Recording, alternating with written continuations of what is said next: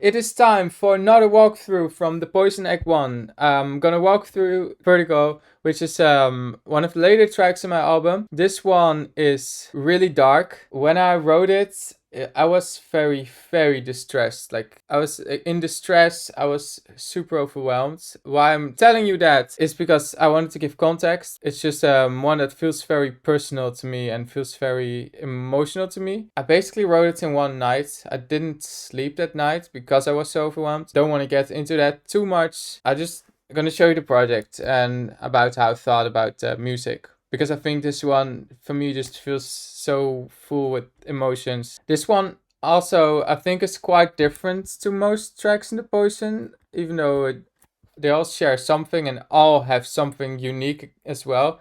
Like feeling wise, this one is way more ambient and slow compared to a lot of the other ones. So let's just play this first bit.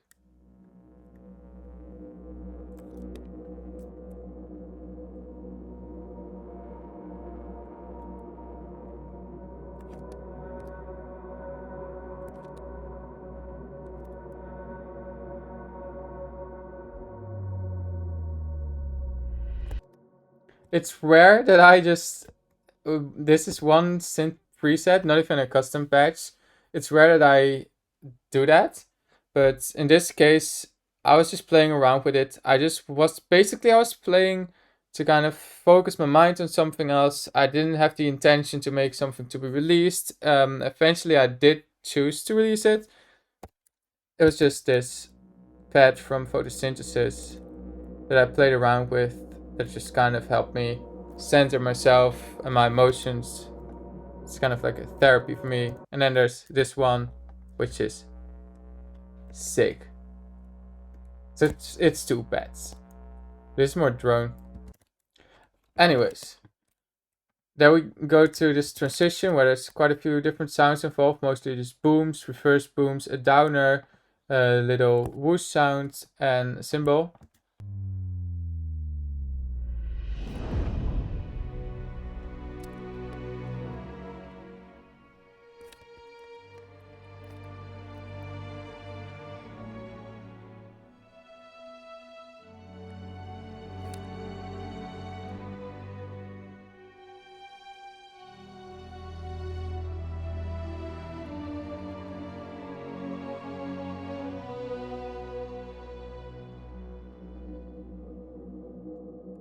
So this is one of the most, I would say, lush string orchestrations. Not necessarily lush, but more like moving, where this is not bound to any time. It's more loose in that regard. So there's no click, which gives it this kind of slow and detached feeling.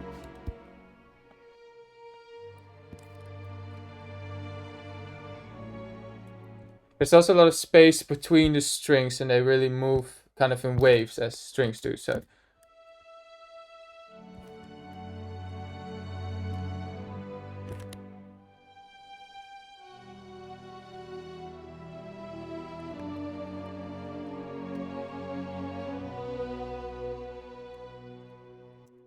there's some atmospheres underneath these, and they play together when the strings have like the big chords going on. So at this moment, and etc. I've played those by hand, which all creates a pretty human experience, I think, which was definitely appropriate. And then there was this that I added. These are some signature bends. Also still quite organic.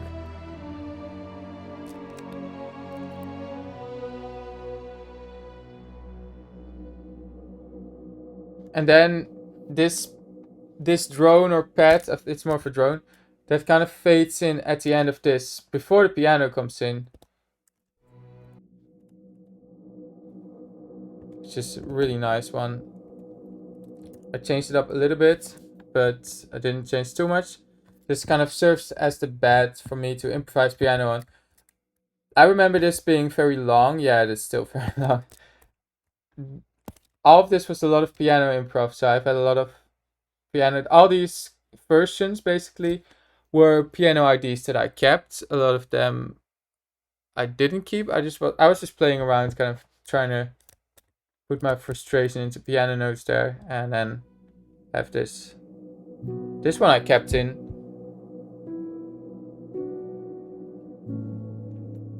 And it kind of has the feeling of giving up a Vertigo because there's so much like overwhelm and so many thoughts that just storm.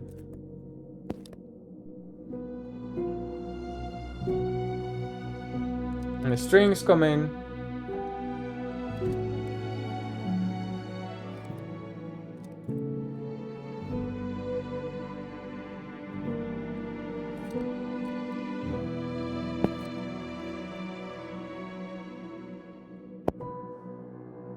And this part,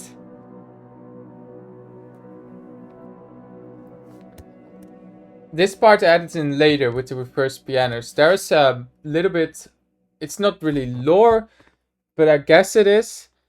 I'm just gonna do a little teaser that the reverse piano and time is a concept that will definitely return in the next act of the Poison.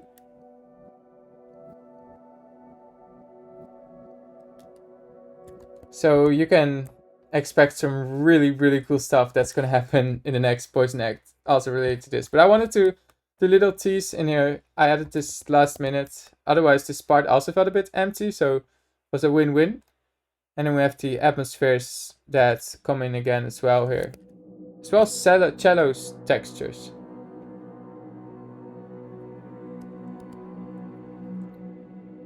These textures are really nice, by the way.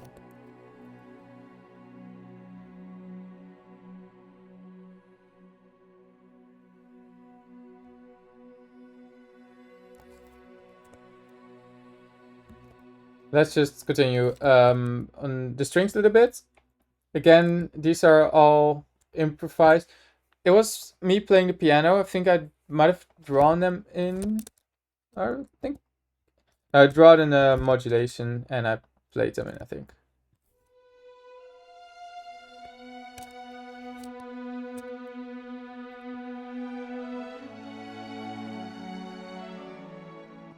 This is such a nice thing about strings where they can really fill up the space where it's more lonely at first. I'm gonna play the piano as well just to give a more complete idea.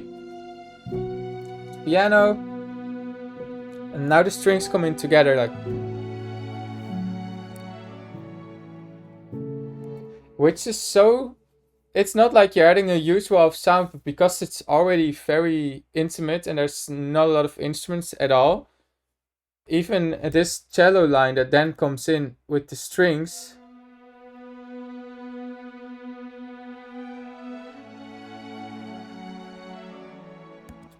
It already adds so much because there is not that much. And if you're going to add this in an arrangement with hundreds of tracks, then you probably don't notice it and it won't feel as big. So you can create a really big sound with something really small if you're intentional about it.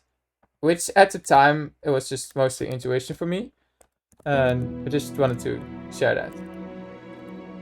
And yeah, this ambient break with the cello textures, the pad, the drone, the piano.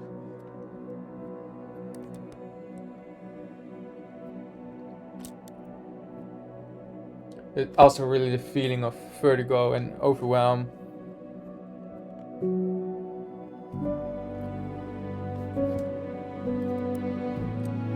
I want to make this like grow be a bit more hopeful and moving.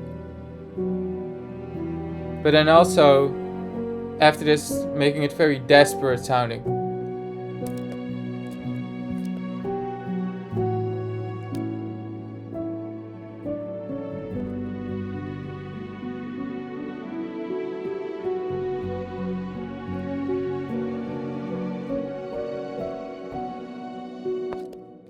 There's a lot of movement with the strings here. A lot of just, even though it's very simple, I spend a lot of time and I played this in a lot of times to get it right, to make them play well together with each other.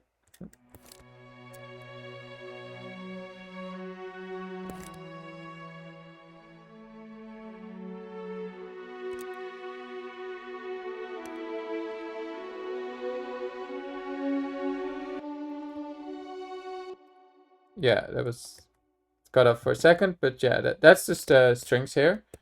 Also, I removed the strings ensembles, which I mostly use to do bigger chords. In here, there's no legato, just the ensembles. Because they're playing something very simple, so I just did it like that.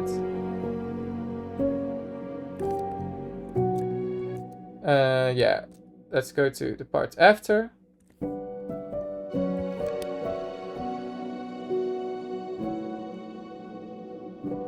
Just very intimate again.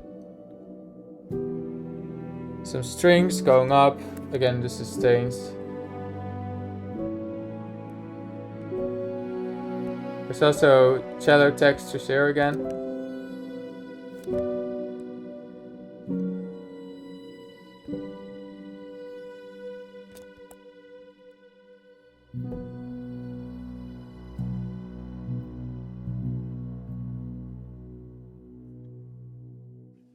Yeah, that's the outro. Like this little pad from the beginning also kind of closes it off.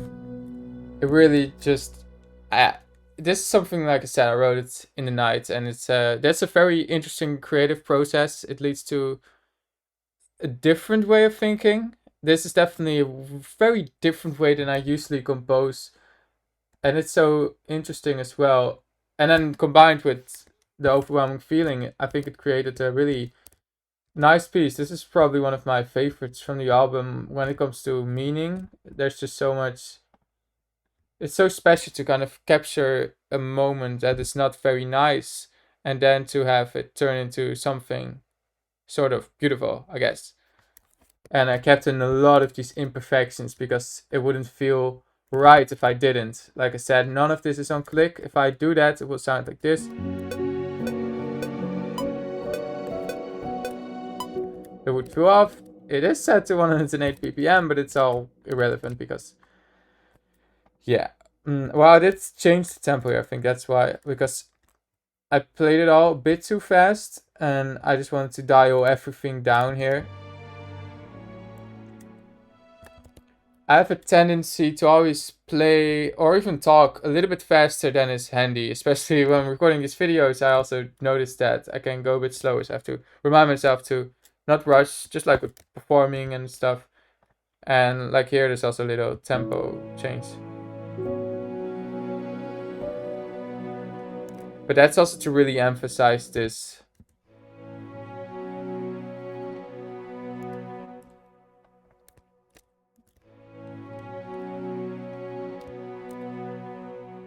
Which is just so nice. Strings are so beautiful if used right.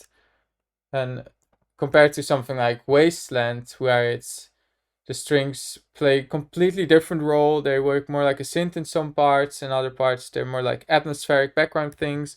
And here they are really kind of the movement behind the piece, where the piano feels very desperate and lonely. The strings give some hope and some connection, and it's, yeah, it's really beautiful about playing with other things. So very minimal song, not song, but very minimal piece. I really hope you like this little walkthrough. Wishing you a fantastic day, night, evening, whatever it is.